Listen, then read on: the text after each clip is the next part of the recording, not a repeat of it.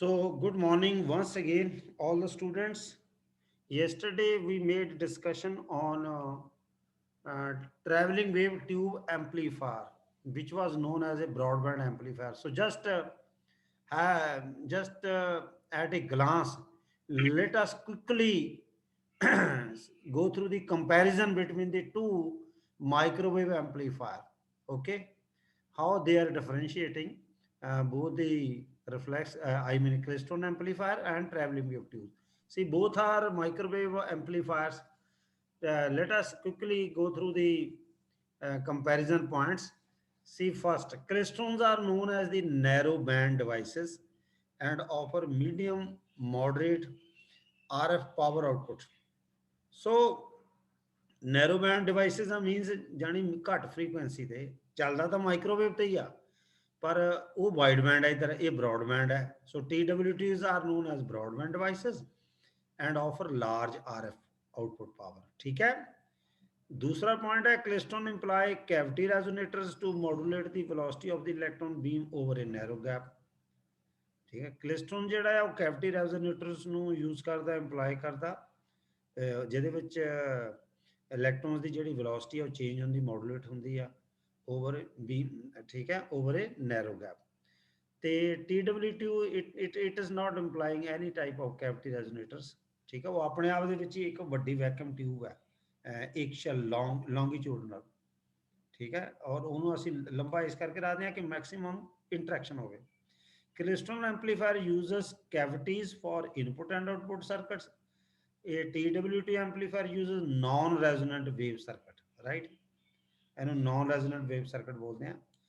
Crystal amplifier here RF field is kept stationary but electron beam travels. ਸੋ ਇਹ point note ਕਰਨਾ ਵੀ RF field ਜਿਹੜਾ stationery ਹੁੰਦਾ ਤੇ electron ਬੀਮ travel ਕਰਦਾ, ਉਹਦੀ ਸਪੀਡ ਹੁੰਦੀ, ਤਦੇ ਤਾਂ ਅਸੀਂ ਵੈਲੋਸਿਟੀ ਮੋਡੂਲੇਸ਼ਨ ਦੀ ਗੱਲ ਕਰਦੇ ਹਾਂ, ਕਿਉਂਕਿ ਵੈਲੋਸਿਟੀ ਇਲੈਕਟ੍ਰੋਨ ਦੀ ਵਿੱਚ ਉਹ 'ਚ ਚੇਂਜ ਆਉਂਦੀ ਹੈ। ਤੇ TWT ਵਿੱਚ ਕੀ ਹੈ, electron beam and axial electric field of RF field. ਜਿਹੜਾ ਇਕਸ਼ਲ ਇਲੈਕਟ੍ਰਿਕ ਫੀਲਡ ਹੈ ਇਹ ਵੀ ਕਿਹਦਾ ਪਾਰਟ ਹੈ, RF ਫੀਲਡ ਦਾ। Travel at approximately the same velocity, ਦੋਨੋਂ ਹੀ ਮੂਵ ਕਰਦੇ ਆ। ਤੇ klystron amplifier interaction between RF field ਤੇ electron beam is not continuous rather intermittent. ਇੱਥੇ ਕੀ ਆ, ਇਹ ਕੰਟੀਨਿਊਅਸ ਹੁੰਦੀ ਆ ਇੰਟਰੈਕਸ਼ਨ, ਔਰ ਇਹਨੂੰ ਇੰਸ਼ੋਰ ਕੌਣ ਕਰਦਾ, ਇਲੈਕਟ੍ਰਿਕ ਫੀਲਡ। ਪਤਾ ਲੱਗ ਗਿਆ।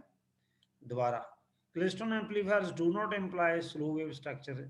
ਇੱਥੇ ਅਸੀਂ ਸਲੋ ਵੇਵ ਸਟਰਕਚਰ ਇੰਪਲਾਈ ਕਰਦੇ ਆ, ਇਨ ਵਿੱਚ extended interaction between RF field and electron beam take place. RF field and ਆਉਣਾ ਸੀ ਇੱਥੇ, RF field and electron beam takes place. ਠੀਕ ਹੈ। ਹੈਲੋ। ਹਾਂਜੀ ਹਾਂਜੀ ਸਰ। ਸਰ। ਹਾਂਜੀ ਸਰ। ਹਾਂ, ਸੋ ਇਹ ਹਾਂਜੀ ਕੱਲ ਸਰ। ਆਪਾਂ ਡਿਸਕਸ ਕੀਤਾ ਸੀ, ਇਹਦੇ advantage disadvantage application go through ਹੋ ਲਿਓ। ਔਰ TWT ਵੀ ਇੰਪੋਰਟੈਂਟ ਹੈ, ਮੈਗਨੀ ਸਾਰੇ ਇੰਪੋਰਟੈਂਟ ਹੈ। ਉਹ ਚਾਰੋਂ ਹੀ ਆ, ਇਹਨਾਂ ਦੇ ਵਿੱਚ ਜਿਹੜੇ ਆਪਣੇ ਮੇਜਰ ਪੁਆਇੰਟ ਸੀ ਉਹ ਇੰਟਰੈਕਸ਼ਨ ਦਾ ਹੀ ਸੀਗਾ। ਠੀਕ ਹੈ ਨਾ। ਤੇ ਮੈਂ ਤੁਹਾਨੂੰ ਇਹ ਥੋਰਲੀ ਡਿਸਕਸ ਕਰਤਾ, ਕਿਉਂਕਿ ਸਹਿਜੀ ਕਿਤੇ ਸਮਝ ਨਹੀਂ ਆਉਂਦੇ। ਹੁਣ ਜਿਨ੍ਹਾਂ ਨੇ ਲੈਕਚਰ ਮਿਸ ਕੀਤੇ ਉਹਨਾਂ ਨੂੰ ਇਹ ਹੋਰ ਤਰ੍ਹਾਂ ਹਊਆ ਲੱਗਣਾ। ਠੀਕ ਹੈ। ਅੱਜ ਆਪਾਂ ਪੜਾਂਗੇ ਹੁਣ ਤੱਕ ਜਿਹੜੇ ਚਾਰ ਸਾਡੇ ਸਿਲੇਬਸ ਦੇ ਵਿੱਚ ਸੀਗੇ ਮੈਂਸ਼ਨਡ, ਇਹ ਵੈਕਿਊਮ ਟਿਊਬ ਬੇਸ ਸੀਗੀਆਂ, ਮਾਈਕ੍ਰੋਵੇਵ ਟਿਊਬਸ, ਜਿਹਦੇ ਵਿੱਚ ਆਪਾਂ 2 cavity klystron as an amplifier, ਫਿਰ multi cavity klystron as an amplifier ਪੜ੍ਹਿਆ। ਉਸ ਤੋਂ ਬਾਅਦ ਰਿਫਲੈਕਸ ਕਲਿਸਟ੍ਰੋਨ ਜਿਹੜਾ ਸਿੰਗਲ ਕੈਵਿਟੀ ਵਿੱਚ ਆਪਾਂ ਪੜ੍ਹਿਆ, ਜਿਹਦੇ ਵਿੱਚ ਆਪਾਂ ਟ੍ਰਾਂਜ਼ਿਟ ਟਾਈਮ ਦੀ ਗੱਲ ਕੀਤੀ। ਠੀਕ ਹੈ, ਮੋਡਸ ਦੀ ਗੱਲ ਕੀਤੀ, ਔਰ ਉੱਥੇ ਵੇਰੀਏਬਲ, ਉੱਥੇ ਆਪਾਂ ਫ੍ਰੀਕੁਐਂਸੀ ਤੇ ਆਪਾਂ ਉਹਨੂੰ ਯੂਜ਼ ਕਰ ਸਕਦੇ ਹਾਂ, ਔਰ ਉਹਦੇ ਵਿੱਚ ਜਿਹੜੀਆਂ ਔਸੀਲੇਸ਼ਨ ਜਨਰੇਟ ਹੁੰਦੀਆਂ ਉਹ ਸਵਿਚਿੰਗ ਟ੍ਰਾਂਜੀਐਂਟ ਤੇ ਨੋਇਸ ਕਰਕੇ। ਫਿਰ ਮੈਗਨੀਟ੍ਰੋਨ ਦੀ ਗੱਲ ਕੀਤੀ, ਜਿਹਦੇ ਵਿੱਚ ਜ਼ਿਆਦਾ ਕੈਵਿਟੀ ਸੀਗੀਆਂ। ਠੀਕ ਹੈ, ਉੱਥੇ ਇਲੈਕਟ੍ਰਿਕ ਫੀਲਡ ਤੇ ਮੈਗਨੈਟਿਕ ਫੀਲਡ ਦੀ ਦੋਨਾਂ ਦੀ ਇਫੈਕਟ ਹੁੰਦਾ ਇਲੈਕਟ੍ਰੋਨ ਦੀ ਮੂਵਮੈਂਟ ਤੇ, ਫਿਰ ਉਹਨੂੰ ਕ੍ਰਾਸ ਫੀਲਡ ਡਿਵਾਈਸ ਕਹਿੰਦੇ ਆ। ਉਹਦੇ ਵਿੱਚ ਫੇਸ ਫੋਕਸਿੰਗ ਇਫੈਕਟ ਹੁੰਦਾ, ਮੋਡ ਜੰਪਿੰਗ ਦੀ ਗੱਲ ਕੀਤੀ, ਫ੍ਰੀਕੁਐਂਸੀ ਪੁਸ਼ਿੰਗ ਤੇ ਪੁਲਿੰਗ ਦੀ ਗੱਲ ਕੀਤੀ। ਠੀਕ ਹੈ। ਔਰ ਕੱਲ ਜਿਹੜਾ ਆਪਾਂ ਟਰੈਵਲਿੰਗ ਵੇਵ ਟਿਊਬ ਐਮਪਲੀਫਾਇਰ ਦੀ ਗੱਲ ਕੀਤੀ, ਜਿਹਦੇ ਵਿੱਚ ਸਿਰਫ ਕੈਵਿਟੀ ਉਹ ਆਪਣੇ ਆਪ ਦੇ ਵਿੱਚ ਮੀਨਸ ਬੈਕਅਪ ਟਿਊਬ ਇੱਕੋ ਹੀ ਆ, ਜਿਹਦੇ ਇੱਕ ਐਂਡ ਤੇ ਅਸੀਂ RF ਇਨਪੁਟ ਦਿੰਦੇ ਆ ਤੇ ਦੂਜੇ ਐਂਡ ਤੇ ਅਸੀਂ ਐਮਪਲੀਫਾਈਡ ਆਊਟਪੁੱਟ ਲੈ ਲੈਂਦੇ ਆ।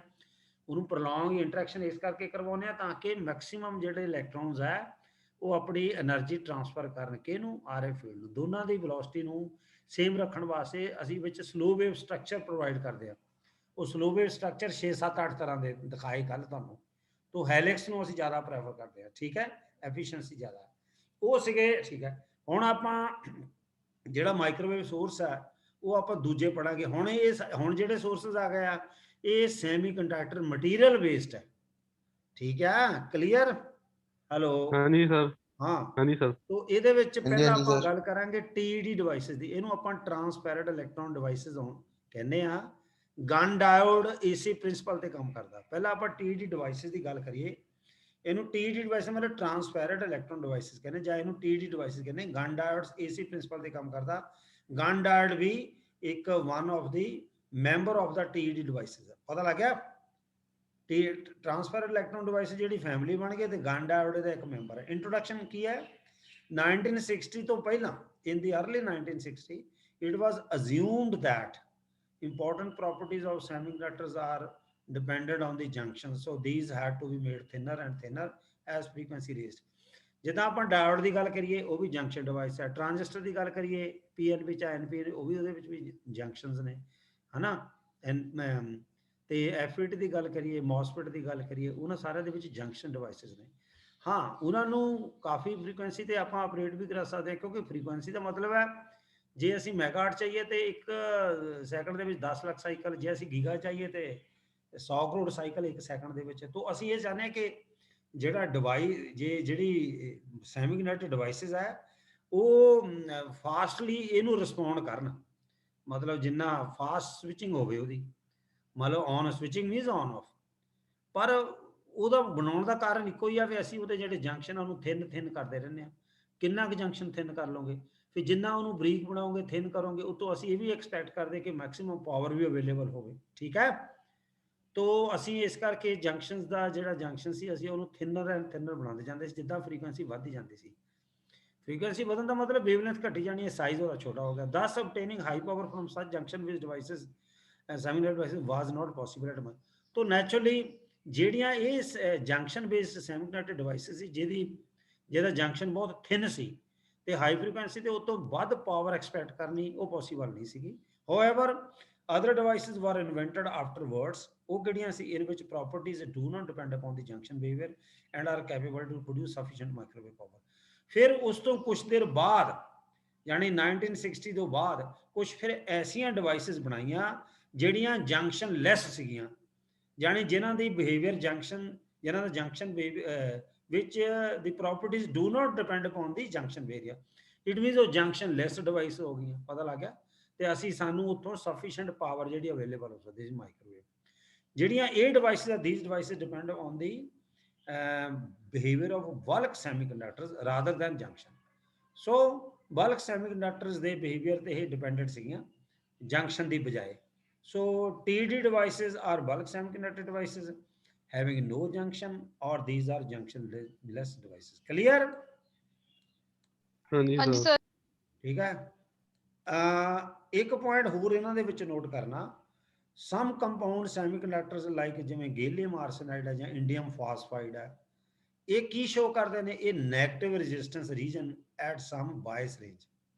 ਮਤਲਬ ਜਦੋਂ ਅਸੀਂ ਇਹਨਾਂ ਦੀ ਵਰਕਿੰਗ ਦੇਖਣੀ ਆ ਜਾਂ ਇਹਨਾਂ ਦੀ ਆਪਾਂ ਕੰਡਕਸ਼ਨ ਦੇਖਣੀ ਆ ਤਾਂ ਕੁਝ ਸੈਮੀਕੰਡਕਟਰ ਐਸੇ ਆ ਜਿਵੇਂ ਗੈਲੀਅਮ ਆਰਸੇਨਾਈਡ ਹੈ, ਇੰਡੀਅਮ ਫਾਸਫਾਈਡ ਹੈ, ਇਹ ਨੈਗੇਟਿਵ ਰੈਜ਼ਿਸਟੈਂਸ ਰੀਜਨ ਸ਼ੋ ਕਰਦੇ ਨੇ ਐਟ ਸਮ ਬਾਇਸ ਰੇਂਜ। ਠੀਕ ਹੈ, तो जे नैगेटिव रजिस्टेंस इन्हां च मैनीफेस्ट हुंदी आ फिर असी नैगेटिव रजिस्टेंस का मतलब है इत्थे नोट करियो इहदे विच in negative resistance current and voltage are out of phase by 180 degree. Clear हुई गल? जे उन्हां च नैगेटिव रजिस्टेंस मैनीफेस्ट होएगी ते करंट ते वोल्टेज जिहड़ा फेज डिफरेंस है 180 डिग्री दा होगा। जे असी उदां भी कह लईए भी जे ਇਹ ਜਿਹੜੀਆਂ ਐਸੀਆਂ ਡਿਵਾਈਸਿਸ ਜੇ ਵੋਲਟੇਜ ਅਪਲਾਈ ਕਰਨ ਦੇ ਨਾਲ ਕਰੰਟ ਫਲੋ ਕਰਦਾ, ਕਰੰਟ ਤੇ ਵੋਲਟੇਜ ਜਿਹੜਾ ਜੇ ਉਹਨਾਂ ਦਾ ਫੇਸ ਡਿਫਰੈਂਸ 180 ਡਿਗਰੀ ਹੋਇਆ, ਇਟ ਮੀਨਸ ਉਹਨਾਂ ਦੇ ਵਿੱਚ ਨੈਗੇਟਿਵ ਰੈਜ਼ਿਸਟੈਂਸ ਮੈਨੀਫੈਸਟ ਹੋ ਗਈ। So the voltage drop across it is negative ਕਿਉਂਕਿ ਰੈਜ਼ਿਸਟੈਂਸ ਨੈਗੇਟਿਵ ਹੈ and a power of I square R is generated by the power supply associated with the negative resistance. So naturally ਜਿਹੜੀ resistance ਜੇ negative ਹੈ ਤੇ ਜਿਹੜੀ power ਵੀ negative resistance ਕਰਕੇ ਹੋਣੀ ਆ। ਪਾਵਰ ਕਹਿੰਦਾ ਨਹੀਂ the power of I square R is generated by the power supply associated with the negative resistance. ਫਿਰ ਅਸੀਂ ਕੀ ਕਹੀਏ? In other words positive resistance ਜਿਹੜੀ ਉਹ ਪਾਵਰ ਅਬਜ਼ੌਰਬ ਕਰਦੀ ਆ, ਅਸੀਂ ਉਹਨੂੰ ਪੈਸਿਵ ਡਿਵਾਈਸਿਸ ਕਹਿੰਦੇ ਆ। ਵੇਅਰਐਜ਼ ਨੈਗੇਟਿਵ ਰੈਜ਼ਿਸਟੈਂਸ ਜਿਹੜੀ ਆ ਉਹ ਇੱਕ ਕਿਸਮ ਦੀ ਪਾਵਰ ਜਨਰੇਟ ਕਰਦੀ ਆ, ਅਸੀਂ ਉਹਨੂੰ ਐਕਟਿਵ ਡਿਵਾਈਸਿਸ ਕਹਿੰਦੇ ਆ। ਕਲੀਅਰ? हाँ जी हाँ जी, हाँ सर। जी सर। हाँ, so हाँ जी this sir. property can generate microwave power।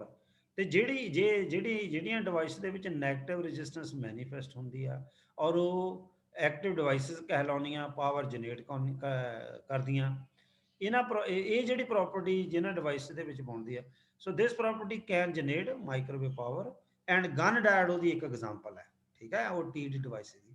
So these devices are placed in the category of diodes because they are two terminal devices, clear। ਹੁਣ ਆਪਾਂ ਟੀ ਡੀ ਡਿਵਾਈਸ ਦੀ ਗੱਲ ਕਰਦੇ ਹਾਂ ਜਾਂ ਗਨ ਇਫੈਕਟ ਦੀ ਗੱਲ ਕਰਦੇ ਹਾਂ, ਅਸਲ 'ਚ ਇਹ ਸਾਰਾ ਕੁਝ ਹੁੰਦਾ ਕਿੱਦਾਂ, ਟਰਾਂਸਪੈਰੈਂਟ ਇਲੈਕਟ੍ਰੋਨ ਡਿਵਾਈਸ ਜਾਂ ਗਨ ਇਫੈਕਟ ਕੀ ਆ। ਜਿਵੇਂ ਪਹਿਲਾਂ ਹੀ ਕਿਹਾ ਗਿਆ, as already stated that some materials like N type gallium arsenide ਜਿਹੜਾ ਮਟੀਰੀਅਲ ਹੈ, it shows a negative differential ਜਾਂ ਨੈਗੇਟਿਵ ਰੈਜ਼ਿਸਟੈਂਸ ਮੋਬਿਲਿਟੀ। ਪਤਾ ਲੱਗ ਗਿਆ, ਇਹਨੂੰ ਅਸੀਂ ਨੈਗੇਟਿਵ ਡਿਫਰੈਂਸ਼ੀਅਲ ਮੋਬਿਲਿਟੀ ਵੀ ਕਹਿੰਦੇ ਜਾਂ ਨੈਗੇਟਿਵ ਰੈਜ਼ਿਸਟੈਂਸ ਵੀ ਕਹਿੰਦੇ ਆ। ਕਦੋਂ? ਵੈਨ ਬਾਇਸਡ ਅਬਵ ਏ ਥ੍ਰੈਸ਼ੋਲਡ ਵੈਲਿਊ, ਜਦੋਂ ਉਹਦੀ ਥ੍ਰੈਸ਼ੋਲਡ ਵੈਲਿਊ ਤਾਂ ਅਸੀਂ ਅਬਵ ਉਹਨੂੰ ਬਾਇਸਿੰਗ ਕਰਦੇ ਹਾਂ, ਤੇ ਇਹਨਾਂ ਦੇ ਵਿੱਚ ਨੈਗੇਟਿਵ ਰੈਜ਼ਿਸਟੈਂਸ ਮੈਨੀਫੈਸਟ ਹੋ ਜਾਂਦੀ ਜਾਂ ਨੈਗੇਟਿਵ ਡਿਫਰੈਂਸ਼ੀਅਲ ਮੋਬਿਲਿਟੀ ਆ ਜਾਂਦੀ ਆ। ਸੋ ਜਦੋਂ ਅਸੀਂ ਉਹਨੂੰ ਥ੍ਰੈਸ਼ੋਲਡ ਵੈਲਿਊ ਤੋਂ ਉੱਪਰ ਬਾਇਸ ਕਰਦੇ ਹਾਂ of the electric field, threshold value ਕਿਹਦੀ? ਇਲੈਕਟ੍ਰਿਕ ਫੀਲਡ ਦੀ। ਪਤਾ ਲੱਗ ਗਿਆ? that is as a decrease in the carrier velocity with an increase in the electric field। So electric field ਵਧਾਉਣ ਦੇ ਨਾਲ ਜਿਹੜੀ ਉਹਦੀ ਕੈਰੀਅਰ ਵੈਲੋਸਿਟੀ ਆ ਉਹ ਡਿਕਰੀਜ਼ ਹੁੰਦੀ ਹੈ। ਇੱਥੇ ਇਲੈਕਟ੍ਰੋਨਸ ਦੀ ਮੋਬਿਲਿਟੀ ਦੀ ਗੱਲ ਹੋਣੀ ਹੈ। ਸਿੰਪਲ ਜੀ ਗੱਲ ਇੱਕ ਨਾ, ਵੈਸੇ ਮਾਈਂਡ 'ਚ ਰੱਖੋ, ਕਨਸੈਪਟ ਯਾਦ ਰੱਖੋ, ਕੋਈ ਚੀਜ਼, ਇੱਕ ਚੀਜ਼ ਹਲਕੀ ਆ, ਇੱਕ ਚੀਜ਼ ਭਾਰੀ ਆ, ਜਦੋਂ ਉਹ ਮੂਵ ਕਰਨਗੇ ਤੇ ਕਿਹੜੀ ਫਾਸਟ ਚੱਲੇਗੀ? ਸ਼ਾਬਾਸ਼,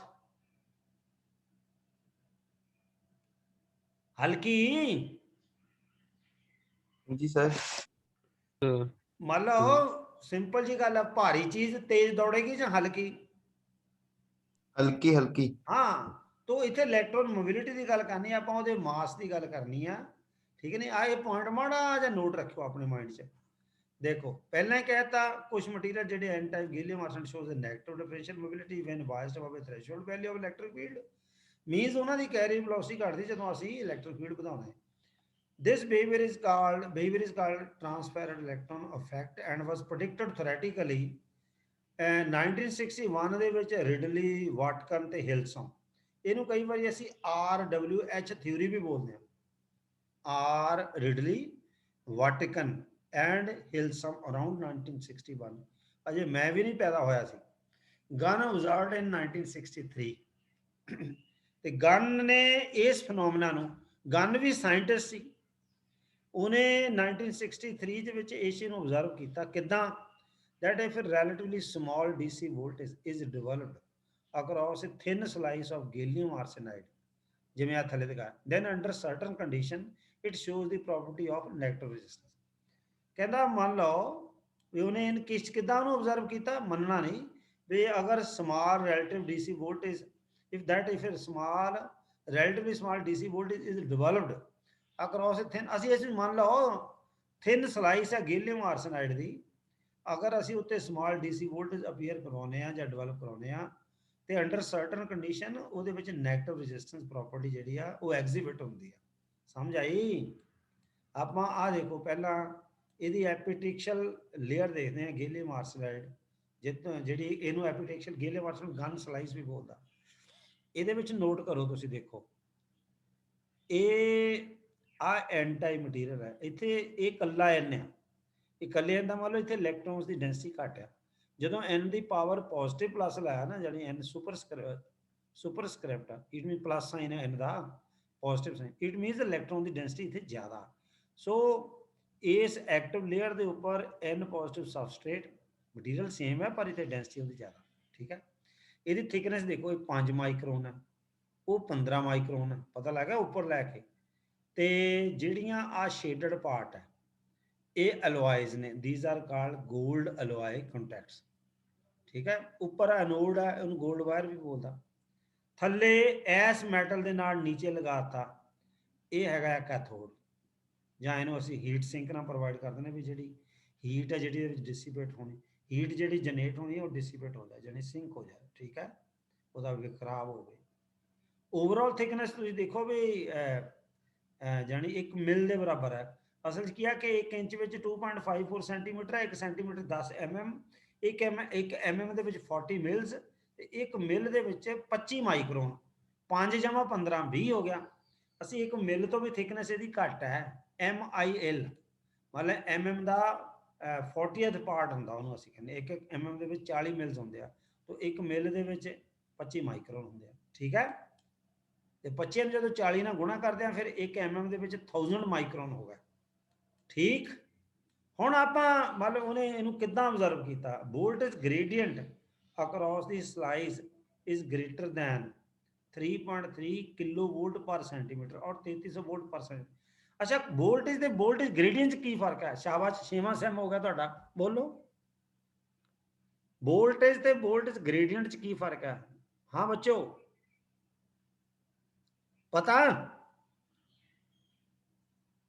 बोलो यस और नो। हाँ बच्चों, वो सौ गए, बोलो। ये नहीं पता ता भी कोई गल नहीं। मानव, जपजीत, करण, सर। हर्ष, पता कि नहीं? सर नहीं सर। ਉਹ ਨਹੀਂ ਸਰ, ਉਹ ਚੱਕਿਓ ਨਹੀਂ ਦਿਓ ਤੁਸੀਂ। ਆ ਨੋਟ ਕਰੋ, ਆ ਜਿਹੜਾ ਪੋਟੈਂਸ਼ੀਅਲ ਦਿੱਤਾ ਦੇਖੋ, ਆ ਜਿਹੜੀ ਵੋਲਟੇਜ ਆ, ਉਹ ਕਹਿੰਦਾ 1 ਸੈਂਟੀਮੀਟਰ ਵਿੱਚ 3300 ਵੋਲਟ ਹੈ। ਜਾਨੀ ਜਦੋਂ ਕਿੰਨੇ ਡਿਸਟੈਂਸ ਵਿੱਚ ਕਿੰਨੀ ਵੋਲਟੇਜ, ਵੋਲਟ ਦੇ ਯੂਨਿਟ ਤਾਂ ਵੋਲਟ ਹੀ ਹੋ ਗਿਆ। ਠੀਕ ਹੈ ਨਾ? ਗ੍ਰੇਡੀਐਂਟ ਕਦੋਂ ਬਣਿਆ? ਕਿੰਨੇ ਡਿਸਟੈਂਸ ਵਿੱਚ ਕਿੰਨੀ ਵੋਲਟੇਜ ਅਪਲਾਈ ਕੀਤੀ। ਨਹੀਂ ਭੱਲੇ ਭਾਈ, ਉਹਨੂੰ ਅਸੀਂ ਵੋਲਟੇਜ ਗ੍ਰੇਡੀਐਂਟ ਕਹਿੰਦੇ। ਕਲੀਅਰ? ਹਾਂ, ਕਿਉਂਕਿ ਆਪਾਂ ਡਾਈਮੈਂਸ਼ਨਸ ਦੀ ਗੱਲ ਕਰਦੇ ਹਾਂ। ਮੰਨ ਲਓ ਉਹਨੇ ਕੀ ਕੀਤਾ, ਕਹਿੰਦਾ ਹੁਣ ਦੇਖੋ 1 ਸੈਂਟੀਮੀਟਰ ਪਿੱਛੇ 3.3 ਕਿਲੋ ਵੋਲਟ ਹੈ, ਜਾਨੀ 3300 ਵੋਲਟ ਹੈ। ਪਰ ਆਹ ਤੇ 1 ਸੈਂਟੀਮੀਟਰ ਨਾ ਹੋਇਆ ਨਾ। ਮੈਂ ਤੁਹਾਨੂੰ ਪਹਿਲਾਂ ਕਿਹਾ 1 ਸੈਂਟੀਮੀਟਰ ਵਿੱਚ 10 mm ਹੁੰਦੇ ਆ, 1 mm ਦੇ ਵਿੱਚ 40 ਮਿਲਸ, 1 ਮਿਲ ਦੇ ਵਿੱਚ 25 ਮਾਈਕਰੋਨ। ਤੇ ਤੁਸੀਂ ਦੇਖ ਲਓ, ਤਾਂ ਫਿਰ 25 ਮਾਈਕਰੋਨ ਦੇ ਸਮਝ 1 ਮਿਲ ਦੇ ਅਗੇਂਸਟ ਤਾਂ ਵੋਲਟੇਜ ਬਹੁਤ ਘਟ ਗਈ। ਠੀਕ ਹੈ ਨਾ? ਜਾਨੀ ਕਹਿਣ ਦਾ ਮਤਲਬ 1 ਸੈਂਟੀਮੀਟਰ ਪਿੱਛੇ ਇੰਨੀ ਵੋਲਟੇਜ ਹੈ। ਇਹ ਗੱਲ ਕਲੀਅਰ ਹੋਈ? ਹਾਂਜੀ ਸਰ। ਹਾਂ, ਸੋ ਜੇ ਸਲਾਈਸ ਤੇ ਅਸੀਂ ਕਹਿੰਦਾ voltage gradient across the slice is greater than this due to this large value of voltage gradient, electron velocity ਵੀ ਹਾਈ ਹੋਏਗੀ। ਓਬਵੀਅਸਲੀ ਜਦੋਂ ਜ਼ਿਆਦਾ ਵੋਲਟੇਜ ਦੇਣੀ ਆ ਤੇ ਇਲੈਕਟ੍ਰੋਨਸ ਦੀ ਜਿਹੜੀ ਮੋਬਿਲਿਟੀ ਆ, ਵੈਲੋਸਿਟੀ, ਉਹ ਵੱਧ ਜਾਣੀ। ਫਿਰ ਕੀ ਹੋਣਾ? Therefore oscillation will occur at microwave frequencies if the slice is connected to a suitable tuned circuit. ਅਗਰ ਇਸੇ ਸਲਾਈਸ ਨੂੰ ਕਿਸੇ ਟਿਊਨਡ ਸਰਕਟ ਦੇ ਅਕ੍ਰੋਸ ਅਸੀਂ ਲਗਾ ਦਈਏ, ਕਨੈਕਟ ਕਰ ਦਈਏ, ਤੇ ਫਿਰ ਇੰਨੀ ਵੋਲਟ ਦੇ ਜਿਹੜਾ ਇਲੈਕਟ੍ਰੋਨ ਜਦੋਂ ਉਹਨੇ ਮੂਵ ਕਰਨਾ, ਉਹਦੀ ਵੈਲੋਸਿਟੀ ਹਾਈ ਹੋਣੀ, ਉਹਦੇ ਵਿੱਚ ਮਾਈਕ੍ਰੋਵੇਵ ਫ੍ਰੀਕੁਐਂਸੀ ਦੀਆਂ ਆਸੀਲੇਸ਼ਨ ਵੀ ਡਿਵੈਲਪ ਹੋਣੀਆਂ। It occurs in N type materials only. Note ਕੀਤੋ, ਸਿਰਫ ਐਨ ਟਾਈਪ ਮਟੀਰੀਅਲ ਦੇ ਵਿੱਚ ਹੀ ਇਹ ਚੀਜ਼ ਪੈਦਾ ਹੁੰਦੀ ਆ। So that it must B associated with electrons rather then holes. ਉਹ ਮੰਨ ਲਓ ਐਨ ਟਾਈਪ ਮਟੀਰੀਅਲ ਦੇ ਵਿੱਚ ਤਾਂ ਇਲੈਕਟ੍ਰੋਨਸ ਹੀ ਹੁੰਦੇ ਆ। ਕਲੀਅਰ? ਹਾਂਜੀ ਹਾਂਜੀ ਸਰ। ਹਾਂ ਹਾਂਜੀ ਸਰ। ਹਾਂਜੀ ਹਾਂਜੀ। ਕਹਿੰਦਾ Gunn also found that frequency of oscillation produced corresponding closely to the time that electron would take to traverse such a slice of n-type material as a result of the voltage applied। तो आप point भी note करना। ठीक है नहीं? Gun ने होर की डिस्कवर किया, होर की फाउंड किया भी ਜਿਹੜੀਆਂ frequency of oscillation ਉਹਦੇ ਵਿੱਚ ਪ੍ਰੋਡਿਊਸ ਹੋਈਆਂ ਉਹ ਕਿਹਦੇ ਕੋਰਸਪੋਂਡਿੰਗ ਹੈ? corresponding closely to the time that electron would take to traverse such a slice of n-type material। ਮੰਨ ਲਓ ਇਲੈਕਟ੍ਰੋਨ ਇਸ n-type ਮਟੀਰੀਅਲ ਦੇ ਵਿੱਚ, ਇਹ ਸਲਾਈਸ ਜਿਹੜੀ ਹੈ n-type ਮਟੀਰੀਅਲ ਦੀ ਬਣੀ, ਉਹਦੇ ਵਿੱਚ ਟਰੈਵਲ ਕਰਨ ਵਾਸਤੇ ਕਿੰਨਾ ਟਾਈਮ ਲੱਗਦਾ, ਉਹਦੇ ਕੋਰਸਪੋਂਡਿੰਗ ਹੀ ਫ੍ਰੀਕੁਐਂਸੀ ਆਫ ਆਸੀਲੇਸ਼ਨਸ ਉਹਨੇ ਆਬਜ਼ਰਵ ਕੀਤੀਆਂ। ਠੀਕ ਹੈ? ਜਦੋਂ ਅਸੀਂ ਉਹਨੂੰ ਵੋਲਟੇਜ ਦਿੰਦੇ ਆ, ਵੋਲਟੇਜ ਦੇਣ ਨਾਲ ਇਲੈਕਟ੍ਰੋਨਸ ਮੂਵ ਕਰਨਾ, ਤੇ ਮੂਵਮੈਂਟ ਦੇ ਅਕੋਰਡਿੰਗਲੀ ਜਿਹੜਾ ਇਲੈਕਟ੍ਰੋਨ ਟਰੈਵਰਸ ਕਰਦਾ ਐਨ ਟਾਈਪ ਸਲਾਈਸ ਦੇ ਵਿੱਚ ਹੀ, ਮਟੀਰੀਅਲ ਵਿੱਚ ਹੀ, ਉਹਦੇ ਕੋਰਸਪੋਂਡਿੰਗ ਜਿਹੜੀ ਫ੍ਰੀਕੁਐਂਸੀ ਆਫ ਆਸੀਲੇਸ਼ਨਸ ਜਨਰੇਟ ਹੋਈਆਂ, ਉਹ ਵੀ ਉਹਨੇ ਆਬਜ਼ਰਵ ਕੀਤਾ। ਫਿਰ ਕੀ ਆਂਦਾ? ਦਸ a bunch of electrons also called domain is found over here। ਹੁਣ ਇੱਥੇ ਜਿਹੜੀ ਇੱਥੇ ਅਸੀਂ ਬੰਚ ਹੈ ਉਹਨੂੰ ਡੋਮੇਨ ਕਹਿੰਦਾ।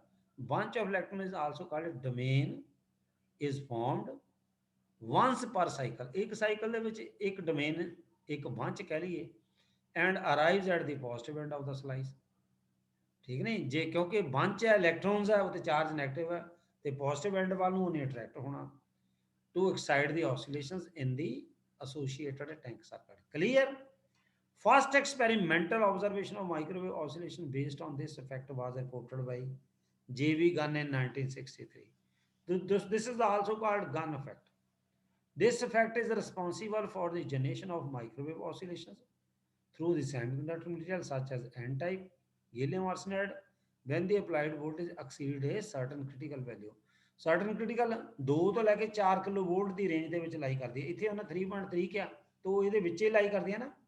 ਸੋ ਐਨ ਟਾਈਪ ਗੈਲੀਅਮ ਆਰਸੇਨਾਈਡ ਦੀ ਸਲਾਈਸ ਲੈ ਕੇ ਜਦੋਂ ਅਸੀਂ ਵੋਲਟੇਜ ਉਹਦੇ ਕ੍ਰਿਟੀਕਲ ਜਾਂ ਸਰਟਨ ਕ੍ਰਿਟੀਕਲ ਵੈਲਿਊ ਤੋਂ ਐਕਸੀਡ ਕਰਵਾਉਂਦੇ ਆ ਤੇ ਉਹਦੇ ਵਿੱਚ ਮਾਈਕ੍ਰੋਵੇਵ ਆਸੋਸੀਲੇਸ਼ਨ ਜਨਰੇਟ ਹੋਣੀ ਆ ਤੇ ਉਹਦੇ ਜਨਰੇਟ ਹੋਣ ਦਾ ਰੀਜ਼ਨ ਕੀ ਆ ਉਹਦੇ ਵਿੱਚ ਨੈਗੇਟਿਵ ਰੈਜ਼ਿਸਟੈਂਸ ਮੈਨੀਫੈਸਟ ਹੋ ਜਾਂਦੀ ਜਾਂ negative differential mobility of electrons ਕਰਕੇ ਜਿਹੜੀ ਆ ਵੋਲਟੇਜ ਤੇ ਅਪਲਾਈਡ ਵੋਲਟੇਜ ਤੇ ਰਿਜ਼ਲਟਿੰਗ ਕਰੰਟ ਦੇ ਵਿੱਚ 180 ਡਿਗਰੀ ਦਾ ਫੇਸ ਡਿਫਰੈਂਸ ਪੈਦਾ ਹੁੰਦਾ। ਪਤਾ ਲੱਗ ਗਿਆ?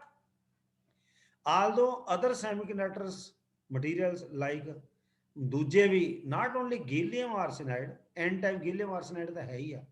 ਅਦਰ ਸੈਮੀਕੰਡਕਟਰ ਮਟੀਰੀਅਲਸ ਕਿਹੜੇ ਆ ਜਿਵੇਂ ਇੰਡੀਅਮ ਫਾਸਫਾਈਡ ਹੈ, ਕੈਡਮੀਅਮ ਟੈਲੋਰਾਈਡ ਹੈ, ਇੰਡੀਅਮ ਆਰਸੇਨਾਈਡ ਹੈ ਜਾਂ ਜ਼ਿੰਕ ਸੈਲੇਨੀਅਮ ਹੈ, ਗੈਲੀਅਮ ਆਰਸੇਨਾਈਡ ਫਾਸਫਾਈਡ ਹੈ are also possessing Gunn effect or TD effect, but most of the technologically important results ਉਹ ਕਿਹਦੇ ਨਾਲ observe ਕੀਤੇ ਆ N type gallium arsenide ਨਾਲ। Clear? ਹਾਂਜੀ ਹਾਂਜੀ ਸਰ। ਹਾਂ ਹਾਂਜੀ sir. so this effect occurs in these semiconductors which imply multi-valley or two-valley conduction bands। ਇੱਕ ਪੁਆਇੰਟ ਹੋਰ ਵੀ ਨੋਟ ਕਰਨਾ, ਇਹ ਐਸੇ ਸਪੈਸ਼ਲ ਸੈਮੀਕੰਡਕਟਰ ਨੇ ਜਿਨ੍ਹਾਂ ਦੇ ਵਿੱਚ ਜਿੱਦਾਂ ਹੁਣ ਦੇਖ ਲਓ ਆਪਾਂ ਜਿਹੜਾ ਵੀ ਸੈਮੀਕੰਡਕਟਰ ਆ ਜਦੋਂ ਅਸੀਂ ਉਹਦਾ એનર્ਜੀ ਲੈਵਲ ਡਾਇਆਗਰਾਮ ਜਾਂ એનર્ਜੀ ਬੈਂਡ ਡਾਇਆਗਰਾਮ ਦੇਖਦੇ ਆ ਥੱਲੇ ਵੈਲੈਂਸ ਬੈਂਡ ਆ ਫਿਰ ਵਿੱਚ એનર્ਜੀ ਗੈਪ ਆ ਫਾਰਵਰਡ એનર્ਜੀ ਗੈਪ ਉੱਪਰ ਕੰਡਕਸ਼ਨ ਬੈਂਡ ਆ ਹਨਾ। ਜਿਹੜਾ ਕੰਡਕਸ਼ਨ ਬੈਂਡ ਆ ਇਹਨਾਂ ਮਟੀਰੀਅਲਸ ਦਾ ਉਹਦੇ ਵਿੱਚ ਕੰਡਕਸ਼ਨ ਬੈਂਡ ਦੀਆਂ ਦੋ ਵੈਲੀਜ਼ ਨੇ ਮੈਂ ਦਿਖਾਉਂਦਾ ਅੱਗੇ। ਤੋ ਇਹਦੇ ਵਿੱਚ ਦੋ ਵੈਲੀ ਕੰਡਕਸ਼ਨ ਬੈਂਡਸ ਬਣ ਗਈਆਂ ਜਿਹੜੇ ਇਹ ਜਿਨ੍ਹਾਂ ਦੇ ਵਿੱਚ ਇਹ ਸਪੈਸ਼ਲ ਟਾਈਪ ਦੇ ਜਿਹੜੇ ਸੈਮੀਕੰਡਕਟਰ ਆ ਉਹਨਾਂ ਦੇ ਵਿੱਚ ਇਹ ਇਫੈਕਟ ਅਕਰ ਹੁੰਦਾ। So gun effect can be explained on the basis of two valley theory. Clear? Two valley theory ਕਹਿੰਦੇ ਆ ਜਾਂ ਅਸੀਂ ਇਹਨੂੰ ਰਿਲੇਟਿਵ ਹਿਲਸਮ ਥਿਊਰੀ ਵੀ ਕਹਿੰਦੇ ਆ। ਤੋ ਮੰਨ ਲਓ ਇਹਦੇ ਕੰਡਕਸ਼ਨ ਬੈਂਡ ਦੇ ਵਿੱਚ ਜਦੋਂ એનર્ਜੀ ਬੈਂਡ ਡਾਇਆਗਰਾਮ ਦੇਖਣੀ ਆ ਉਹਦੇ ਵਿੱਚ ਦੋ ਵੈਲੀਜ਼ ਹੋਣੀਆਂ, ਦੋ ਵੈਲੀਜ਼। ਆਹ ਦੇਖੋ ਕਿੱਦਾਂ, ਆਹ ਦੇਖੋ ਏਦਾਂ, ਠੀਕ ਹੈ। ਆ ਦੇਖੋ ਨੀਚੇ ਵੈਲੈਂਸ ਬੈਂਡ ਹੈ ਉੱਪਰ ਕੰਡਕਸ਼ਨ ਬੈਂਡ ਹੈ, ਠੀਕ ਹੈ। ਉੱਪਰ ਕੰਡਕਸ਼ਨ ਬੈਂਡ ਹੈ, ਇਹ ਉਹਦਾ ਫਰਮੀ ਲੈਵਲ ਹੈ। ਹਾਂਜੀ ਹਾਂਜੀ ਸਰ। ਦੋਨਾਂ ਦੇ ਵਿਚਕਾਰ ਜਿਹੜਾ ਗੈਪ ਆ એનર્ਜੀ ਡਿਫਰੈਂਸ ਹੈ ਵੈਲੈਂਸ ਬੈਂਡ ਤੇ ਕੰਡਕਸ਼ਨ ਬੈਂਡ ਦੇ ਵਿੱਚ ਜਿਹੜਾ ਇਹਨੂੰ ਫਾਰਵਰਡ એનર્ਜੀ ਗੈਪ ਕਹਿੰਦੇ, ਇਹ 1.43 ਇਲੈਕਟ੍ਰੋਨ ਵੋਲਟ ਹੈ। ਕਲੀਅਰ? ਹੁਣ ਇੱਕ ਹਾਂਜੀ ਸਰ। ਹਾਂ ਇੱਕ ਆ ਕੰਡਕਸ਼ਨ ਵੈਲੀ ਬਣ ਗਈ, ਇੱਕ ਆ ਕੰਡਕਸ਼ਨ ਵੈਲੀ ਬਣੀ। ਜਿਹੜੀ ਆ ਬਣੀ ਪਹਿਲੇ ਵਾਲੀ ਇਹ ਲੋਅਰ ਹੈ, ਇਹ ਤੋਂ ਥੱਲੇ ਆ ਨਾ, ਤੇ ਜਿਹੜੀ ਉੱਪਰ ਵਾਲੀ ਆ ਇਹਨੂੰ ਅਪਰ ਕੰਡਕਸ਼ਨ ਵੈਲੀ ਬੋਲਦੇ ਆ। ਤੇ ਅਪਰ ਕੰਡਕਸ਼ਨ ਵੈਲੀ ਤੇ ਲੋਅਰ ਕੰਡਕਸ਼ਨ ਵੈਲੀ ਦੇ ਵਿੱਚ ਜਿਹੜਾ એનર્ਜੀ ਡਿਫਰੈਂਸ ਹੈ ਇਲੈਕਟ੍ਰੋਨ ਵੋਲਟ ਦੀ ਫਾਰਮ ਦੇ ਵਿੱਚ ਉਹ 0.36 ਹੈ, ਠੀਕ ਹੈ, ਉਹ 0.36 ਹੈ। ਔਰ ਇਹ એનર્ਜੀ ਡਿਫਰੈਂਸ ਇਹ ਦੋਨੋਂ ਕੰਡਕਸ਼ਨ ਤੇ ਜਿਹੜੀ ਇਹ ਕੰਡਕਸ਼ਨ ਬੈਂਡ ਦੀ ਲੋਅਰ એનર્ਜੀ ਆ ਸੌਰੀ ਲੋਅਰ ਕੰਡਕਸ਼ਨ ਬੈਂਡ ਦੀ ਜਿਹੜੀ ਲੋਅਰ ਵੈਲੀ ਆ ਇਹਦਾ ਜਾਂ ਜਿੱਥੋਂ ਕੰਡਕਸ਼ਨ ਬੈਂਡ ਸਟਾਰਟ ਹੁੰਦਾ ਇਧਰੋਂ ਵੈਲੈਂਸ ਬੈਂਡ ਐਂਡ ਹੁੰਦਾ। ਥੱਲੇ ਤਾਂ ਸਾਰਾ ਹੀ ਵੈਲੈਂਸ ਬੈਂਡ ਹੈ। ਵੈਲੈਂਸ ਬੈਂਡ ਦਾ ਟੌਪ ਲੇਅਰ ਤੇ ਕੰਡਕਸ਼ਨ ਬੈਂਡ ਦੀ ਬਾਟਮ ਲੇਅਰ 'ਚ ਜਿਹੜਾ ਗੈਪ ਹੈ ਡੈਲਟਾ ਹੀ ਜਿਹਨੂੰ ਫਾਰਵਰਡ એનર્ਜੀ ਗੈਪ ਕਹਿੰਦੇ ਆ, it should be greater than this difference. Clear? ਪਤਾ ਲੱਗ ਗਿਆ? ਸਮਝ ਆ ਗਈ? ਹਾਂਜੀ ਹਾਂਜੀ ਸਰ। ਹੁਣ ਤੁਸੀਂ ਨੋਟ ਕਰੋ ਇਹ ਲੋਅਰ ਕੰਡਕਸ਼ਨ ਵੈਲੀ ਬਣੀ ਇੱਕ ਅਪਰ ਕੰਡਕਸ਼ਨ ਵੈਲੀ, ਇਹ ਸਪੈਸ਼ਲ ਟਾਈਪ ਦੇ ਮਟੀਰੀਅਲ ਨੇ। ਸੋ ਜਿਹਨਾਂ ਮਟੀਰੀਅਲ ਦੇ ਵਿੱਚ ਐਦਾਂ ਕੰਡਕਸ਼ਨ ਬੈਂਡ ਦੇ ਵਿੱਚ ਦੋ ਵੈਲੀਜ਼ ਬਣਦੀਆਂ ਨੇ ਅਪਰ ਤੇ ਲੋਅਰ, ਅਸੀਂ ਉਹਨਾਂ ਮਟੀਰੀਅਲਸ ਨੂੰ ਅਸੀਂ TD ਇਫੈਕਟ ਲਈ ਜਾਂ ਗਨ ਇਫੈਕਟ ਲਈ ਯੂਜ਼ ਕਰ ਸਕਦੇ। ਕਲੀਅਰ? ਸੋ ਇਹ ਜਿਹੜੀ ਡਾਇਆਗਰਾਮ ਹੈ simplified diagram of the band structure of gallium arsenide conduction band is represented by two valleys with the characteristics given below. Characteristics ਕਿਦਾਂ ਦੀ ਆਪਾਂ ਦੇਖਣੇ ਆ ਇਹ ਚੋਂ ਆਹ ਪੁਆਇੰਟ ਸ਼ਾਇਦ ਤੁਹਾਡੇ ਘੱਟੇ ਸਮਝ ਆਵੇ। ਲੋਅਰ ਵੈਲੀ ਹੈ ਤੇ ਅਪਰ ਵੈਲੀ ਹੈ। ਲੋਅਰ ਕੈਰੈਕਟਰਿਸਟਿਕਸ ਕੰਡਕਸ਼ਨ ਬੈਂਡ ਜਿਹੜੀਆਂ ਗੈਲੀਅਮ ਆਰਸੇਨਾਈਡ ਦਾ ਇਹਦੇ ਵਿੱਚ ਵੈਕਟਰ ਵੇਵ ਵੈਕਟਰ ਜਿਹੜੀ ਡਾਇਰੈਕਸ਼ਨ ਹੈ ਜੇ ਤਾਂ ਤੁਸੀਂ ਯਾਦ ਕਰ ਸਕਦੇ ਇਹਨੂੰ ਕਰ ਲਓ, ਠੀਕ ਹੈ ਨਹੀਂ। ਕਹਿੰਦਾ ਇਹਨੂੰ ਮਿਨੀਮਮ ਆ ਕਲੈਕਟਿਵ ਇਫੈਕਟ ਇਹ ਵੀ ਮਿਨੀਮਮ। ਤੋ ਇਹ ਭਾਵੇਂ ਜੇ ਨਹੀਂ ਸਮਝ ਲੱਗਦੀ ਇਹਨੂੰ ਸਕਿਪ ਕਰ ਦਿਓ, ਪਰ ਥੱਲੇ ਵਾਲੇ ਦੋ ਪੁਆਇੰਟ ਜ਼ਰੂਰ ਯਾਦ ਰੱਖਣੇ। ਜਿਹੜੇ ਪਰਫਾਰਮੈਂਸ ਕਰੈਕਟਰਿਸਟਿਕਸ ਹੈ ਗੈਲੀਅਮ ਆਰਸੇਨਾਈਡ ਦੀਆਂ ਕੰਡਕਸ਼ਨ ਬੈਂਡ ਦੀਆਂ। ਪਹਿਲਾ ਇਫੈਕਟਿਵ ਮਾਸ ਨੋਟ ਕਰੋ, ਲੋਅਰ ਵੈਲੀ ਦੇ ਵਿੱਚ ਇਫੈਕਟਿਵ ਮਾਸ ਕਿੰਨਾ 0.072, ਠੀਕ ਹੈ, ਲੋਅਰ ਵੈਲੀ ਦੇ ਵਿੱਚ 0.072 ਇਲੈਕਟ੍ਰੋਨ ਦਾ ਇਫੈਕਟਿਵ ਮਾਸ, ਤੇ ਅਪਰ ਵੈਲੀ ਵਿੱਚ 0.35। ਤੋਂ ਕਿਹੜਾ ਜ਼ਿਆਦਾ ਵੇ? ਸ਼ਾਬਾਸ਼, ਉਹ ਦੇਖ ਕੇ ਵੀ ਨਹੀਂ ਦੱਸ ਸਕਦੇ, ਬੋਲੋ ਬੱਚਿਓ। ਸਰ। 6ਵਾਂ ਸੈਮ ਹੋਗਾ, ਤੁਹਾਨੂੰ ਦੇਖਣਾ ਨਹੀਂ ਕਿਹੜੀ ਵੱਡੀ ਰਕਮ ਹੈ, ਕਿਆ 0.35 ਵੱਡੀ ਰਕਮ ਹੈ ਜਾਂ 0.072 ਵੱਡੀ ਰਕਮ ਹੈ? 0.35 ਸਰ। 0.35 ਫਿਰ ਇੰਨਾ ਟਾਈਮ ਲੈਣੇ ਬੱਚਿਓ, ਮੈਨੂੰ ਸਮਝ ਨਹੀਂ ਆਉਂਦੀ। ਸਿੰਪਲ ਜੀ ਗੱਲ, ਇੱਥੇ ਪੁਆਇੰਟ ਦੇ ਬਾਅਦ 3 ਆ, ਇੱਥੇ ਪੁਆਇੰਟ ਦੇ ਬਾਅਦ 0 ਆ, ਸੋ ਇਟ ਇਜ਼ ਬਿਗਰ। ਇਹਦਾ ਮਤਲਬ ਇੱਥੇ ਜਿਹੜਾ ਅਪਰ ਵੈਲੀ ਵਿੱਚ ਇਲੈਕਟ੍ਰੋਨਸ ਨੇ ਉਹਦਾ ਇਫੈਕਟਿਵ ਮਾਸ ਜ਼ਿਆਦਾ, ਲੋਅਰ ਵੈਲੀ ਵਿੱਚ ਜਿਹੜੇ ਇਲੈਕਟ੍ਰੋਨਸ ਨੇ ਉਹਦਾ ਇਫੈਕਟਿਵ ਮਾਸ ਘੱਟ, ਤੇ ਜੇ ਉਹਦਾ ਇਫੈਕਟਿਵ ਮਾਸ ਘੱਟ ਹੈ ਤੇ ਉਹਦੀ ਮੋਬਿਲਿਟੀ ਜ਼ਿਆਦਾ। ਅਬ ਸਮਝ ਆ ਗਈ? ਹਾਂਜੀ ਹਾਂਜੀ ਸਰ। ਆ ਦੇਖੋ, ਇਹਦੀ ਮੋਬਿਲਿਟੀ ਇੰਨੀ, ਉਹਦੀ ਘੱਟ, ਕਿਉਂਕਿ ਉਹਦੀ ਮਾਸ ਜ਼ਿਆਦਾ। ਇਹ 2 ਪੁਆਇੰਟ ਨੋਟ ਕਰਨੇ ਤੁਸੀਂ, clear? So at room temperature and 0 ਬਾਇਸ voltage, ਜਦੋਂ ਵੋਲਟੇਜ ਦਿੱਤੀ ਨਹੀਂ, ਟੈਂਪਰੇਚਰ ਵੀ ਰੂਮ ਟੈਂਪਰੇਚਰ ਹੈ, ਤੇ ਇਲੈਕਟ੍ਰੋਨ ਜਿਹੜੇ ਕੈਰੀਅਰਸ ਆਰ ਡਿਸਟ੍ਰੀਬਿਊਟਡ ਬਿਟਵੀਨ 2 ਵੈਲੀਜ਼। ਓਕੇ, ਮਤਲਬ ਇਲੈਕਟ੍ਰੋਨ ਜੋ ਕਹਿ ਲਈਏ ਜਾਂ ਕੈਰੀਅਰਸ ਕਹਿ ਲਈਏ, ਉਹ 2 ਵੈਲੀ ਦੇ ਵਿੱਚ ਡਿਸਟ੍ਰੀਬਿਊਟ ਹੋ ਜਾਂਦੇ ਆ, ਠੀਕ ਹੈ। ਬਟ ਜਿੱਦਾਂ ਹੀ ਵਟ ਦੀ ਥਰਮਲ એનર્ਜੀ KT0, ਕਿਹਦੀ? Lower conduction valley the. But the thermal energy KT0 of lower conduction valley electrons at room temperature, ਉਹ ਇੰਨੀ ਆ। ਥਰਮਲ એનર્ਜੀ ਮੀਨਸ એનર્ਜੀ, ਇੱਥੇ ਉਹ એનર્ਜੀ ਜਾਣੀ ਆ 0.0259, 0.0259 ਤਕਰੀਬਨ 59 6 ਦੇ ਕਰੀਬ ਹੋ ਗਿਆ ਨਾ, 60 ਦੇ, तो ਇੰਨੀ ਕੁ ਰੱਖ ਲਈਏ। ਇਹ KT0 ਹੈ। ਇਹ ਜਿਹੜੀ ਲੋਅਰ ਕੰਡਕਸ਼ਨ ਵੈਲੀ ਦੀ એનર્ਜੀ ਹੈ, ਇਹਨੂੰ ਕਹਿੰਦਾ ਵੀ ਥਰਮਲ એનર્ਜੀ ਆ। ਇਹ ਅਪਰ એનર્ਜੀ ਨਾਲੋਂ ਛੋਟੀ ਹੋਣੀ ਚਾਹੀਦੀ ਹੈ, ਕਿਉਂਕਿ ਹੈਗੀ ਵੀ ਛੋਟੀ ਆ। ਜਿਹੜੀ ਅਪਰ એનર્ਜੀ ਆ, ਅਪਰ ਵੈਲੀ ਵਾਲੀ એનર્ਜੀ ਹੈ, ਉਹ 0.36 ਹੈ। तो ऑब्वियसली KT0 ਇਹ ਤੋਂ ਕਾਫੀ ਘੱਟ ਆ। ਆ ਲੈਸ ਦੈਨ ਆ, ਆ ਲੈਸ ਦੈਨ ਦਾ ਸਾਈਨ ਹੈ, ਪਤਾ ਲੱਗ ਗਿਆ? So and as a result no conduction. ਹੁਣ ਨੈਚੁਰਲੀ ਕਿਉਂਕਿ ਲੋਅਰ ਕੰਡਕਸ਼ਨ ਵੈਲੀ ਦੀ એનર્ਜੀ ਇਹ ਤੋਂ ਬਹੁਤ ਘੱਟ ਹੈ, ਜੇ ਤਾਂ ਇਹਦੀ એનર્ਜੀ ਇਹ ਤੋਂ ਵੱਧ ਹੋਏ ਤਾਂ ਹੀ ਇੱਥੋਂ ਇਲੈਕਟ੍ਰੋਨ ਟ੍ਰਾਂਸਫਰ ਹੋਣਗੇ। As a result no conduction or transfer of electron from the lower valley to the upper valley. ਹੁਣ ਕੀ ਕਰੀਏ? ਫਿਰ ਆਪਾਂ ਵੋਲਟੇਜ ਵਧਾਉਂਦੇ with the increase of the biasing voltage. ਫਿਰ ਕੀ ਕਹਿੰਦੇ? Electron gets accelerated under electric field and as a result ਉਹਨਾਂ ਦੀ ਕਿਨੈਟਿਕ એનર્ਜੀ ਵੱਧ ਜਾਂਦੀ ਹੈ due to their increase in drift velocity. Clear? ਉਹ ਕਲੀਅਰ? ਹਾਂਜੀ ਸਰ। ਹਾਂਜੀ ਸਰ, ਹਾਂਜੀ ਗੱਲ ਸਰ। ਹੈ, ਉਹ ਜ਼ਿਆਦਾ ਬੇਸਿਕ ਇਲੈਕਟ੍ਰੋਨਿਕਸ ਵਾਲਾ ਹੀ ਪਾਰਟ ਆ। ਵੀ ਜਿੱਦਾਂ ਹੀ ਅਸੀਂ ਵੋਲਟੇਜ ਵਧਾਉਂਦੇ ਹਾਂ, ਇਲੈਕਟ੍ਰੋਨ ਦੀ ਜਿਹੜੀ એનર્ਜੀ ਆ ਉਹ ਵੱਧ ਜਾਂਦੀ ਆ, ਉਹ ਉੱਪਰ ਨੂੰ ਚਲੇ ਜਾਂਦੇ ਆ, ਠੀਕ ਹੈ, ਪਤਾ ਲੱਗ ਗਿਆ? ਆ ਹੁਣ ਡਾਇਗਰਾਮ ਦਿਖਾ ਲਈ, ਇਹਦੇ ਵਿੱਚ ਦੇਖੋ, ਮਤਲਬ ਆ ਕਹਿੰਦਾ ਨਹੀਂ ਉਹਨਾਂ ਦੀ ਕਿਨੈਟਿਕ એનર્ਜੀ ਵੱਧ ਜਾਂਦੀ due to their increase in drift velocity obviously. ਤੇ ਆ ਦੇਖੋ, ਹੁਣ ਤੁਸੀਂ ਨੋਟ ਕਰੋ, ਜਿੱਦਾਂ ਆ ਇਲੈਕਟ੍ਰਿਕ ਫੀਲਡ ਆ ਥੱਲੇ, ਆ ਇਲੈਕਟ੍ਰਿਕ ਫੀਲਡ ਆ, ਠੀਕ ਹੈ। ਥ੍ਰੈਸ਼ਹੋਲਡ ਵੈਲਿਊ ਆ 3.3 ਕਿਲੋ ਵੋਲਟ ਪਰ ਸੈਂਟੀਮੀਟਰ। ਇਸ ਤੋਂ ਨੀਚੇ ਜਿਹੜੀ ਆ ਇੱਥੇ ਮੈਕਸਿਮਮ ਆ, ਥ੍ਰੈਸ਼ਹੋਲਡ ਵੈਲਿਊ ਤੇ ਮੈਕਸਿਮਮ ਆ। ਹੁਣ ਦੇਖੋ ਉਹਦੀ ਵੈਲੋਸਿਟੀ, डिस्टेंस ओवर टाइम हो गया ना, 2 × 10⁻⁷ इलैक्ट्रॉन की वेलोसिटी थ्रेशोल्ड वैल्यू तो इन्नी है, पता लग गया? मतलब जिदा असीं इलैक्ट्रिक फील्ड बढ़ा दें तो इलैक्ट्रॉन्स मूव कर दें। आ देखो, इलैक्ट्रॉन वेलोसिटी जी ड्रिफ्ट वेलोसिटी ऑफ इलैक्ट्रॉन इदा वो इनक्रीज कर रही है, पर थ्रैशोल्ड वैल्यू तो बाद जिदा असीं बढ़ा दें वो डिक्रीज करती है।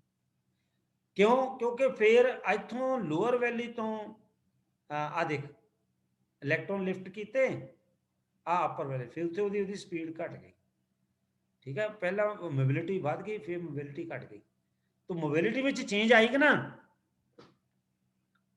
ਹਾਂਜੀ ਸਰ। हाँ, ਹਾਂਜੀ ਸਰ। ਇਹਨੂੰ ਕਹਿੰਦਾ ਇਸ ਆ ਜਿਹੜਾ ਰੀਜਨ ਹੈ ਇਹਨੂੰ ਨੈਗੇਟਿਵ ਰੈਜ਼ਿਸਟੈਂਸ ਰੀਜਨ ਵੀ ਕਹਿੰਦਾ, ਇਹਨੂੰ ਨੈਗੇਟਿਵ ਡਿਫਰੈਂਸ਼ੀਅਲ ਮੋਬਿਲਿਟੀ ਰੀਜਨ ਵੀ ਕਹਿੰਦਾ, ਠੀਕ ਹੈ।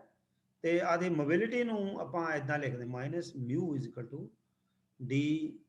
d of de, मतलब बेसिकली की आ vd ਜਿਹੜੀ ਡਿਫਰੈਂਸ਼ੀਅਲ ਵੈਲੋਸਿਟੀ ਹੈ ਜਾਂ ਡ੍ਰਿਫਟ ਵੈਲੋਸਿਟੀ ਆ, ਇਹਦੇ ਵਿੱਚ change with respect to e means electric field. ਮੇਰੀ ਗੱਲ ਪੱਲੇ ਪਈ? जी सर। ਹਾਂ ਜੀ ਸਰ।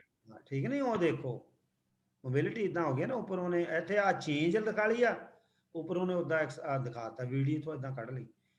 ਤੇ ਉਸ ਤੋਂ ਬਾਅਦ ਫਿਰ ਆ ਵੈਲੀ ਵੋਲਟੇਜ ਆ ਗਈ, ਆ ਥ੍ਰੈਸ਼, ਫਿਰ ਵੈਲੀ, ਇਸ ਤੋਂ ਬਾਅਦ ਫਿਰ ਇੱਕ ਪੁਆਇੰਟ ਤੋਂ ਬਾਅਦ ਫਿਰ ਆ ਦੇਖੋ ਮੋਬਿਲਿਟੀ ਵੱਧਦੀ ਹੈ, ਠੀਕ ਹੈ। ਸੋ ਇਦਾਂ ਚੇਂਜ ਆਉਂਦੀ ਹੈ ਜਿੱਦਾਂ ਇਲੈਕਟ੍ਰਿਕ ਫੀਲਡ। ਹੁਣ ਇਹ ਪੁਆਇੰਟ ਆਪਾਂ ਇਹਨੂੰ ਮਾੜਾ ਜਿਹਾ ਸਟੱਡੀ ਕਰਦੇ ਹਾਂ, ਟਾਈਮ ਸਿਰਫ 6 ਮਿੰਟ ਰਹਿ ਗਿਆ, ਚਲੋ ਦੇਖਦੇ ਹਾਂ, ਇਹ ਟਾਈਮ ਮੰਗਦਾ ਹੀ ਆ। Thus, more electrons from lower valley will be transferred to the upper valley, cause a redistribution of electrons between the two valleys of the conduction band as the energy increases. So, जितना ही voltage ਵਧਾਈ, kinetic energy ਵਧੀ, और lower conduction valley ਤੋਂ electron ਜਿਹੜੇ upper conduction valley ਵੱਲ transfer ਹੋਏ, ਪਤਾ ਲੱਗ ਗਿਆ। Thus, when the electric field is applied across gallium arsenide crystal, electrons move in the conduction band. When electric field is low, electrons remain in the lower valley in the conduction band with the higher mobility and smaller effective mass. ਧਿਆਨ ਦਿੱਤਾ ਜਾਵੇ, ਠੀਕ ਹੈ।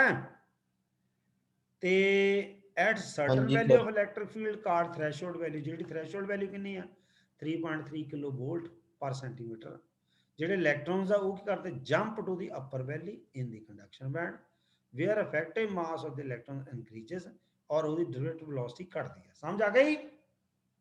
हाँ जी sir. हाँ जी sir. So this results in the decrease of the current. Obviously जी ਉਹਨਾਂ ਦੀ mobility ਘਟ ਗਈ, velocity ਘਟ ਗਈ, ਤੇ current we ਘਟੂ with increase in voltage threshold ਤੋਂ ਉੱਪਰ। The derivative velocity continues to decrease with increase in the electric field. ਇਹ BC part ਦੇ ਵਿੱਚ, portion BC, ਇਦਾਂ ਮੈਂ ਤੁਹਾਨੂੰ ਦੁਬਾਰਾ ਦਿਖਾ ਦੇਣਾ, ਆ ਦੇਖੋ BC part ਦੇ ਵਿੱਚ, ਠੀਕ ਹੈ ਨਾ। A ਤੋਂ B ਤੇ ਇਨਕਰੀਜ਼ ਕਰ ਰਹੀ ਹੈ, BC part 'ਚ ਡਿਕਰੀਜ਼ ਕਰ ਰਹੀ ਹੈ। ਕਲੀਅਰ? जी sir. Yes sir। The portion over which the drift velocity ਜਾਂ ਇਹਨੂੰ ਕਹੀਏ hence current decreases with increase in the electric field। ਦੇਖੋ electric field threshold value ਤੋਂ ਬਾਅਦ ਜਦੋਂ ਇਨਕਰੀਜ਼ ਕਰੇਗਾ drift velocity, ਜਿਸ portion ਵਿੱਚ drift velocity ਘਟਦੀ ਆ, ਉਹ ਕੀ ਰਿਪਰੈਜ਼ੈਂਟ ਕਰਦਾ, that represent the negative resistance region ਜਾਂ negative differential mobility region, ਮੈਂ ਪਹਿਲੇ ਦੱਸਿਆ। ਸੋ this region, ਇਹ ਉਹ ਰੀਜਨ ਹੈ ਜਿਹਦੇ ਵਿੱਚ ਇਸ ਡਿਵਾਈਸ ਨੂੰ ਐਜ਼ ਔਸੀਲੇਟਰ ਜਾਂ ਐਜ਼ ਐਂਪਲੀਫਾਇਰ ਵੀ ਯੂਜ਼ ਕਰ ਸਕਦੇ। ਜ਼ਿਆਦਾ ਅਸੀਂ ਮੈਜੋਰਿਟੀ ਆਫ ਦਾ ਟਾਈਮ ਅਸੀਂ ਔਸੀਲੇਟਰ ਯੂਜ਼ ਕਰਦੇ ਹਾਂ। ਸੋ ਗਨ ਡਾਇਡ ਵੀ ਤੇ ਗਾਂ ਅੱਗੇ ਇੰਪੈਕਟ ਡਾਇਡ ਵੀ, ਇਹ ਸੈਮੀ ਕੰਡਕਟਰ ਮਟੀਰੀਅਲ ਤੋਂ ਬਣੇ ਹੋਏ ਮਾਈਕ੍ਰੋਵੇਵ ਔਸੀਲੇਟਰਸ ਨੇ। Clear?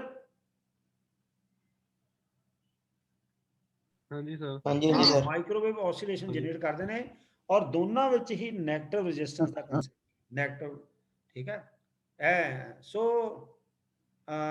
this reason may be used for microwave amplification ਜਾਂ generation ਵਾਸਤੇ। This effect is called transferred electron effect।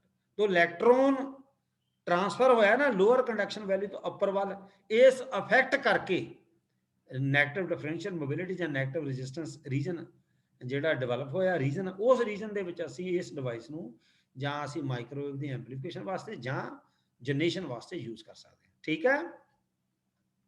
So as already stated, negative differential mobility characteristics of gallium arsenide may be used for application of generation of microwaves. Thus, necessary condition TED effect ਜਾਂ gun effect to occur can be summarized। तो conditions ਕੀ ਨੇ ਦੇਖੋ, ਉਹ ਪੂਰੀਆਂ ਜਿਹੜੀਆਂ ਆਪਾਂ ਵੈਲੀਜ਼ ਤੁਹਾਨੂੰ ਦਿਖਾਈਆਂ, ਆਹ ਕੰਡੀਸ਼ਨਸ ਨੇ। ਪਹਿਲੀ ਤਿੰਨ ਚਾਰ ਕੰਡੀਸ਼ਨ, ਪਹਿਲੀ ਐਟਲੀਸਟ 2 ਕੰਡਕਸ਼ਨ ਵੈਲੀ ਜਿਹੜੀ ਉਹ ਐਗਜ਼ਿਸਟ ਕਰਨੀ ਚਾਹੀਦੀ ਆ, ਔਰ ਲੋਅਰ ਵੈਲੀ ਦੀ ਲੋਅਰ એનર્ਜੀ, ਅਪਰ ਵੈਲੀ ਦੀ ਅਪਰ એનર્ਜੀ, ਤੇ ਅਪਰ એનર્ਜੀ ਲੋਅਰ ਤੋਂ ਵੱਡੀ ਹੋਣੀ ਚਾਹੀਦੀ, ਜਿਹੜਾ ਦੋਨਾਂ 'ਚ ਡਿਫਰੈਂਸ ਉਹ ਡੈਲਟਾ ਬਣ ਗਿਆ। ਔਰ ਇਹ ਜਿਹੜਾ ਦੋਨਾਂ ਅਪਰ ਤੇ ਲੋਅਰ ਵੈਲੀ ਦੇ ਵਿੱਚ ਜਿਹੜਾ એનર્ਜੀ ਡਿਫਰੈਂਸ ਆ, it should be greater than the KT naught, ਜਿਹੜੀ ਥਰਮਲ એનર્ਜੀ ਆ ਲੋਅਰ ਵੈਲੀ ਦੀ। ਇੱਥੇ K ਜਿਹੜਾ ਆ ਉਹ ਵੁਡਸਮੈਨ ਕਾਂਸਟੈਂਟ ਆ, T ਨਾਟ ਐਬਸੋਲੂਟ ਟੈਂਪਰੇਚਰ ਆ, EL ਜਿਹੜੀ energy of lower conduction valley ਆ, ਤੇ E ਜਿਹੜੀ energy of upper conduction valley ਆ। EL ਕੀ ਆ, electrons must have a low effect mass. Lower conduction valley ਦੇ ਵਿੱਚ ਇਲੈਕਟ੍ਰੋਨਸ ਦਾ ਇਫੈਕਟਿਵ ਮਾਸ ਘੱਟ ਹੋਣਾ ਚਾਹੀਦਾ, ਜੇ ਉਹਦਾ ਮਾਸ ਘਟੂਗਾ ਉਹਦੀ ਮੋਬਿਲਿਟੀ ਵਧੂਗੀ। ਤੇ ਜਦ ਕਿ ਅਪਰ ਦੇ ਵਿੱਚ ਕੀ ਆ, electrons must have a high effective mass, ਤੇ ਉੱਥੇ ਮੋਬਿਲਿਟੀ ਘੱਟ ਹੈ, ਇਹ ਵੀ ਕੰਡੀਸ਼ਨ ਹੈ। ਤੇ ਦੂਜੀ ਗੱਲ, ਅਪਰ ਕੰਡਕਸ਼ਨ ਵੈਲੀ ਦੀ એનર્ਜੀ ਤੇ ਲੋਅਰ ਦੀ ਜਿਹੜਾ એનર્ਜੀ ਡਿਫਰੈਂਸ ਆ, ਇਹ ਡੈਲਟਾ E ਆ, it should B much less than the energy gap, ਪਹਿਲਾਂ ਹੀ ਦੱਸਤਾ, ਠੀਕ ਹੈ। ਸੋ ਇਹ ਕੰਡੀਸ਼ਨ ਅਗਰ ਇਹ ਡਿਵੈਲਪ ਹੁੰਦੀ ਆ, ਸੈਟੀਸਫਾਈ ਹੁੰਦੀ ਆ, ਤਾਂ ਅਸੀਂ ਉਸ ਡਿਵਾਈਸ ਨੂੰ TED ਇਫੈਕਟਲੀ ਜਾਂ ਗਨ ਇਫੈਕਟਲੀ ਯੂਜ਼ ਕਰ ਸਕਦੇ ਹਾਂ। So that electric field required for electron transfer is much smaller than the breakdown field। ਪਤਾ ਲੱਗ ਗਿਆ? ਕਿਉਂਕਿ ਆ ਜੇ ਆ ਕੰਡੀਸ਼ਨਾਂ ਸੈਟੀਸਫਾਈ ਹੋਣਗੀਆਂ ਤੇ ਇਸ ਕਰਕੇ electric, so that electric field required for electron transfer is much smaller than the breakdown field। ਪਤਾ ਲੱਗ ਗਿਆ? ਹੁਣ ਜੇ क्योंकि डेल्टा ई जी तो घट ही होनी चाहिए ताकि सानू घट इलैक्ट्रिक फील्ड चाहिए इलैक्ट्रॉन को ट्रांसफर करने वास्ते ब्रेकडाउन फील्ड तो अलावा।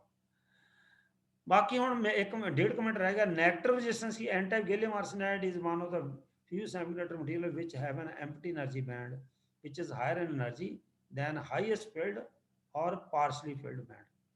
तो देखो ਇਹਦਾ ਜਿਹੜਾ ਜੇ ਤੁਸੀਂ ਇਹਦੀ ਤੁਸੀਂ એનર્ਜੀ ਬੈਂਡ ਡਾਇਗਰਾਮ ਦੇਖੋਗੇ ਇਹਦੇ ਵਿੱਚ ਤੁਹਾਨੂੰ ਐਮਪਟੀ એનર્ਜੀ ਬੈਂਡ ਵੀ ਮਿਲਣਾ ਪਰ ਉਹਦੀ એનર્ਜੀ ਜ਼ਿਆਦਾ ਦੈਨ ਹਾਈਐਸਟ ਫੀਲਡ ਜਾਂ ਪਾਰਸ਼ਲੀ ਫੀਲਡ ਨਾਲੋਂ। The forward energy gap between these two is relatively small. Gap ਵਿੱਚ ਘੱਟ ਆ ਦੇਖੋ ਇਦਾਂ ਦਾ ਦਿਖਾਇਆ ਸਟਰਕਚਰ। ਇਹ ਕਿਉਂਕਿ ਟਾਈਮ ਘੱਟ ਰਹਿ ਗਿਆ ਹੁਣ 1 ਮਿੰਟ ਤੋਂ ਘੱਟ ਰਹਿ ਗਿਆ ਕੱਲ ਇਹਨੂੰ ਗੱਲ ਕਰਾਂਗੇ। ਐਮਪਟੀ એનર્ਜੀ ਬੈਂਡ ਜਿੰਨਾ ਹਾਇਰ ਆ ਉਹਦੀ એનર્ਜੀ ਜ਼ਿਆਦਾ ਠੀਕ ਆ। Narrow band narrow forward energy gap ਆ ਉਸ ਤੋਂ ਬਾਅਦ ਇਹ ਪਾਰਸ਼ਲੀ ਫਿਲਡ ਹੈ ਠੀਕ ਹੈ ਫਾਰਵਰਡ એનર્ਜੀ ਗੈਪ ਆ ਫੁੱਲੀ ਫਿਲਡ ਹੈ। तो इदां दा ਇਹਦਾ એનર્ਜੀ ਬੈਂਡ ਡਾਇਗਰਾਮ ਹੈ अलग-अलग એનર્ਜੀ ਲੈਵਲ ਹੈ। तो कल ਆਪਾਂ ਪੜਾਂਗੇ ठीक है। हेलो कल मींस नेक्स्ट टाइम। हाँ जी sir. Okay sir. Okay sir. जी सर। गुड डे ठीक है। स्क्रीनशॉट ले लो। Thank you sir. स्क्रीनशॉट हाँ लो। जी सर हो गया। ले लें सर। स्क्रीनशॉट ले लिया। हाँ जी sir. Okay good day. Thank you sir.